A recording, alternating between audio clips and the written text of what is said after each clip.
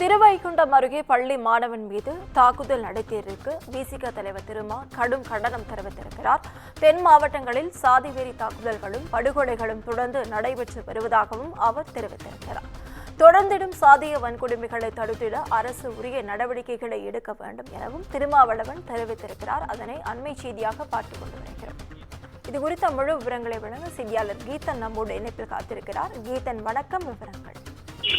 வணக்கம். குறிப்பாக தூத்துக்குடி மாவட்டம் திருவைகுண்டம் அருகே தேவேந்திரராஜ் என்கின்ற 11ஆம் வகுப்பு பள்ளி மாணவன் சாதிய வீரர்களால் தாக்குதலுக்கு உண்டாகி தற்பொழுது மருத்துவமனையில் சிகிச்சை பெற்று வருகின்றார். இதற்கு விடுதலை சிறுத்தைகள் கட்சியின் தலைவர் திருமாவளவன் தற்பொழுது கண்டனம் தெரிவித்திருக்கின்றார். குறிப்பாக இந்த தூத்துக்குடி மாவட்டம் அருகே கட்டாரிமங்கலத்தில் அரியநாயகபுரம் அணி மற்றும் கெட்டியம்மாள்புரம் அணிக்கு இடையே நடைபெற்ற கபடி போட்டியில் அரியநாயகபுரம் அணி வெற்றி பெற்றுள்ளது. இந்த வெற்றியை அரியநாயகபுரம் அணியில் இடம்பெற்றிருந்த தேவேந்திரராஜ் உள்ளிட்ட அனைவரும் கொண்டாடி இருக்கின்றனர்.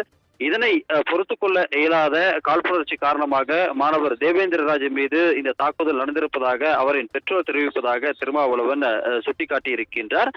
குறிப்பாக கெட்டியம்மாள்புரத்தை சேர்ந்த 3 பேர் பள்ளிக்கு தேர்வெழுத பேருந்தில் சென்ற மாணவன் தேவேந்திரராஜை பேருந்தில் இருந்து கீழே இறக்கி கொலைவெறி தாக்குதல் நடத்தியிருக்கின்றனர். இதில் 4 விரல்கள் துண்டாகி ஒரு விரல் கிடைக்காத நிலையில் 3 விரல்களை ஒட்டும் அறுவை சிகிச்சை தற்போது நடைபெற்று வரக்கூடிய நிலையில் 6 இடங்களில் மாணவனை மண்டையில் வெட்டியிருக்கின்றனர். முதுகிலும் வெட்டுப்பட்டு தற்பொழுது உயிருக்கு ஆபத்தான நிலையில் திருநெல்வேலி அரசு மருத்துவமனையில் சிகிச்சை பெற்று வருகின்றார்.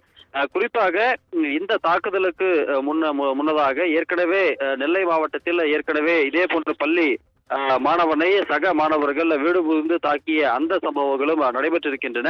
அதன் தொடர்ச்சியாக தற்பொழுது நடைபெற்றிருக்கக்கூடிய இந்த சம்பவத்தையும் சுட்டிக்காட்டி தென் மாவட்டங்களில் நெல்லை தூத்துக்குடி மாவட்டங்களில் இந்த சாதிய வெறி தாக்குதல்கள் தொடர்ந்து நடைபெற்று வருவதாக திருமாவளவன் சுட்டிக்காட்டி இருக்கின்றார்.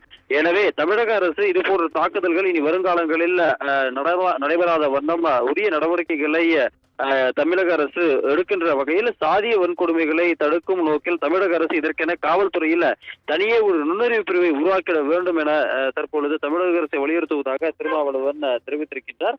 குறிப்பாக இந்த மாணவன் மீது நடைபெற்ற தாக்குதல் என்பது சாதிய பின்னணியின் அடிப்படையில் நடைபெற்றிருப்பதாக திருமாவளவன் தன்னுடைய அறிக்கையின் வாயிலாக குற்றச்சாட்டை முன்வைத்திருக்கின்றார்.